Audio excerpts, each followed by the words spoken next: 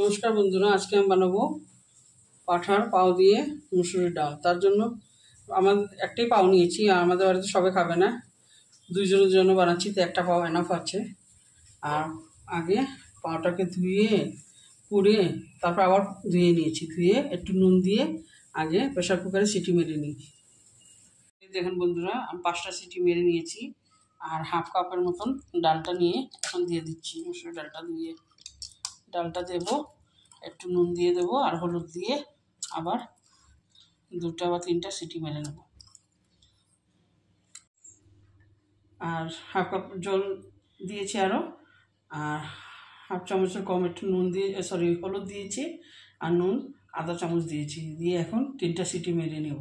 আগে দেখুন ডালটা সিদ্ধ হয়ে গেছে। এই যে একটু ভারিয়ে রাখবেন, তাহলে খেতেও ভালো হবে। আর 2টা কাঁচা লঙ্কা চিড়ে দিয়ে দিয়েছি ডালের মধ্যে, এখন সম্বাসটা দিয়ে দিচ্ছি।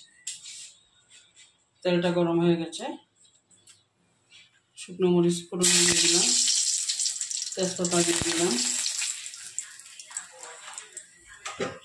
পেঁয়াজ দিয়ে দিচ্ছি,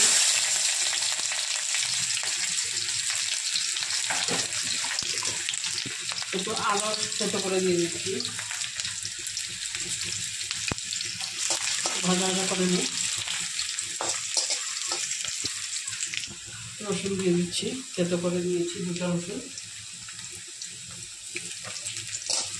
আর পেঁয়াজটা আমি বড় ছিল, আদা টুকরো দিয়েছি। ভালো হয়ে যাবে মতো, আর বেশি লাল করবো না, নাহলে জলা জলা মনে হবে। এখন ডালটা দিয়ে দেবো, গ্যাসটা কমিয়ে নিয়েছি, আর ডালটা দিয়ে দিচ্ছি।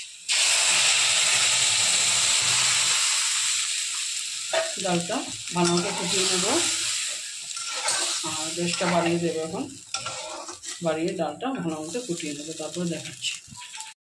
যদি ভালো লাগে অবশ্যই একবার ট্রাই করবেন, লাইক করবেন, শেয়ার করবেন, কমেন্ট করবেন, সাবস্ক্রাইব করবেন। আর ডালটা দেখিয়ে দিই, এই দেখেন